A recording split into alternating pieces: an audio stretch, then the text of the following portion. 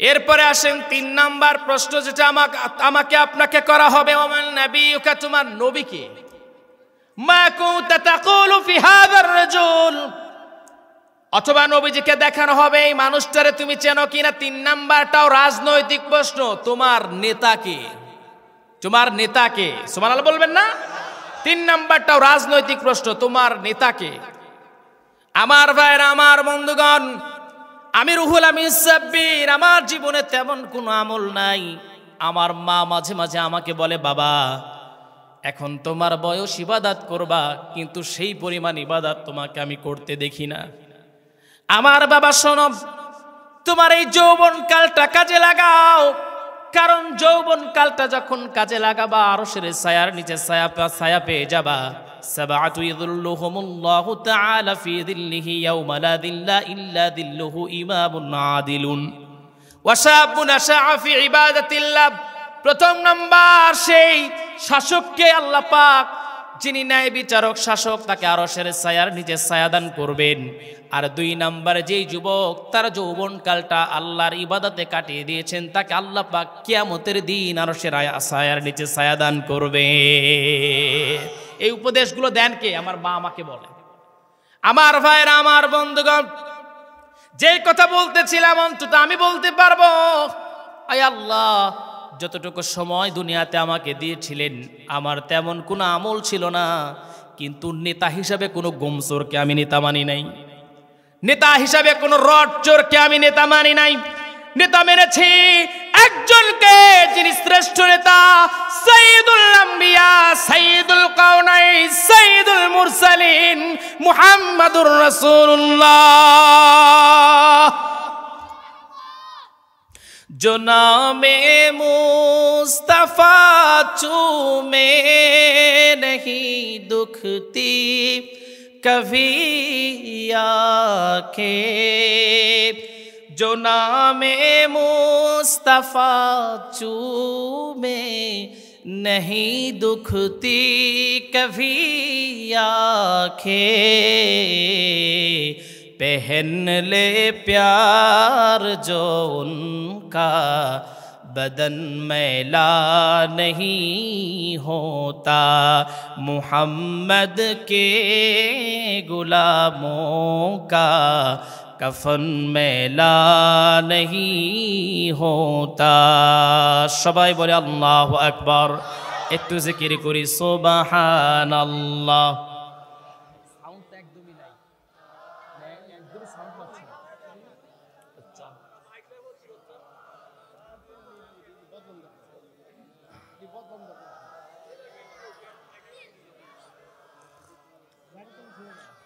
সুবহানাল্লাহ।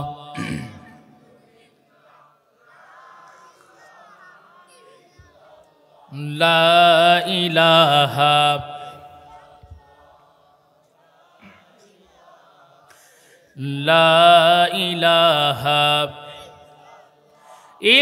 ইল্লাল্লাহু ইল্লাল্লাহু ইল্লাল্লাহু ইল্লাল্লাহ, লা ইলাহা ইল্লাল্লাহু মুহাম্মাদুর রাসূলুল্লাহ। সবাই বলি সাল্লাল্লাহু। একটু হালকা রিভার্ব দেন, রিভার্ব হালকা রিভার্ব। আমার ভাইয়ের, আমার বন্ধুগণ, আচ্ছা একটু মনোযোগ দিয়ে শুনেন। আপনাদের খারাপ লাগতেছে না তো? আলোচনার আধা ঘন্টা চলবে ইনশাআল্লাহ। কিয়ামতের দিন প্রশ্ন করা হবে, আমাকে আপনাকে প্রশ্ন করা হবে নেতা সম্পর্কে। তুমি তোমার নেতার সঙ্গে তোমাকে ডাকা হবে। সুবহানাল্লাহ বলতে পারেন নাই? ইয়াউমা নাদউ কুল্লা উনাসিম বিইমামিহিম, কথাটা কার? আল্লাহ পাক কিয়ামতের দিন আমার আপনার নেতার সঙ্গে আমাকে আপনাকে ডাকবে। ওই দিন যদি আমি আপনি দাঁড়াই, আমি নেতা হিসাবে এমন একজন নেতাকে মেনেছি যে নেতা ছিল দুনিয়ায় চাউল চোরার গোমচোর, উপায় থাকবে আর? নেতা কি? এখন আসেন, কেন লেট হয়েছে সেটা বলি। খুব চিন্তা ভাবনা করছি এই জায়গায় কথাটা বলবো। ফেরিতে উঠলাম, বাসটা উঠলো ফেরিতে। তো এর আগেও আমি ভোলাতে প্রোগ্রাম করেছি, বাটামারায়, এই গত মাসে এসেছিলাম। তো ফেরিটা ছাড়তেছে না, মানে আমি ভাবতেছি কি এত সময় হয়ে গেল ছাড়তেছে না কেন। কিছুক্ষণ পর অনেকগুলো লোক নেতাকে নিয়ে আসলো। কথা বুঝতে পারতেছেন? এ বাবা, নেতার গাড়ির চারদিকে এমন অবস্থা, কলিজা ছিঁড়ে নেতাকে দিবে। নেতার নাই দাড়ি, মোচ একটু বড়, জোরে কোন সুবহানাল্লাহ। আরে আমরা কোন নেতারে ফলো করি? যে নেতার কারণে সাধারণ মানুষের ভোগান্তি হয়, ও নেতা না, ও সেরা খেতা। আমার আসতে কষ্ট হয় নাই? আরো সাধারণ যে মানুষগুলো আছে তারা তো তোমার মতো প্যারাডো গাড়িতে চড়ে নাই, সে তো প্যারাডো গাড়িতে চড়ছে, সে তো প্রাইভেট কারে চড়ছে, রিল্যাক্সে বাসায় চলে যাবে। কিন্তু আমরা যারা সাধারণ জনগণ, আমাদের তো গাড়ি নিয়ে আসি নাই, বা আমার গাড়ি থাকলেও থাকতে পারতো, কিন্তু আরো যারা সাধারণ মানুষ আসছে, অনেকে ছোট ছোট বাচ্চাকে নিয়ে আসছে ভোলাতে, আমাদের সিরাজগঞ্জ থেকে আসছে, পাবনা থেকে আসছে, কেউ বরিশাল চাকরি করে, কেউ ভোলাতে চাকরি করে, তাদের ছোট ছোট বাচ্চা আসতে আসতে এখানেই মাগরিবের আজান দিছে, বাচ্চাগুলো নিয়ে বাসা যেতে হবে না? তো কোন নেতারে ফলো করেন? যেই নেতা 1 ঘন্টা 2 ঘন্টা পর্যন্ত ফেরি দাঁড় করায় নিজের সুবিধার জন্য। ওই নেতা এতদিন ছিল না, ছিল বিদেশে, এখন টাকার জন্য আসছে দেশে। এই নেতাকে আমরা চাই না। নেতা ছিলেন মুহাম্মদ সাল্লাল্লাহু আলাইহি ওয়াসাল্লাম, আতিউল্লাহ ওয়া আতিউর রাসূল ওয়া উলিল আমরি মিনকুম।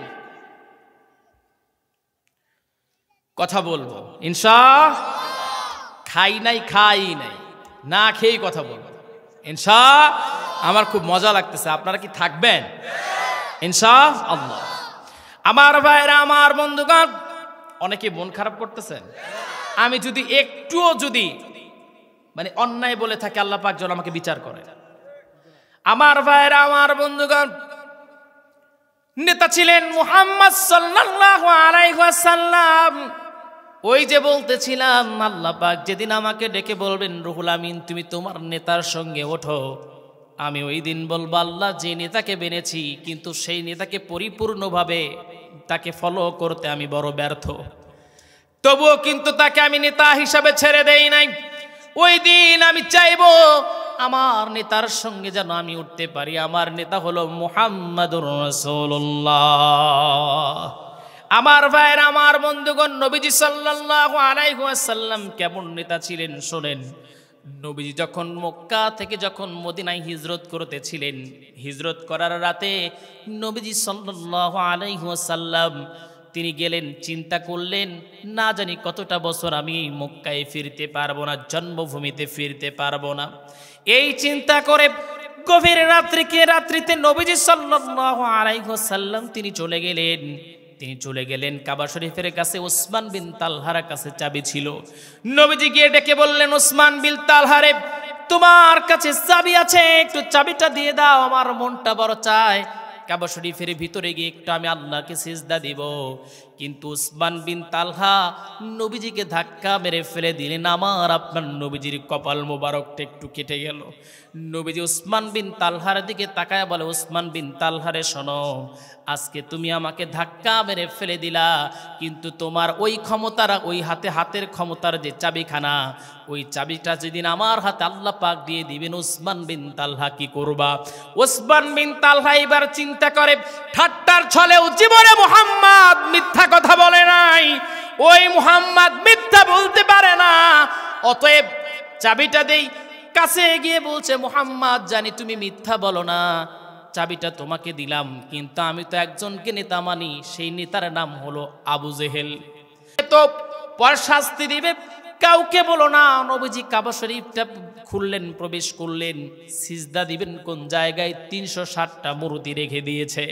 আমার ভাইয়েরা, আমার বন্ধুগণ, নবীজি সাল্লাল্লাহু আলাইহি ওয়াসাল্লাম এই 360টা মূর্তির ভিতরে 2টা মূর্তি নবীজি দেখতে পেলেন। একটা ইব্রাহিম আলাইহিস সালাতু ওয়াস সালাম, অন্যটা হলো তার সন্তান। জোরে কন নাউজুবিল্লাহ।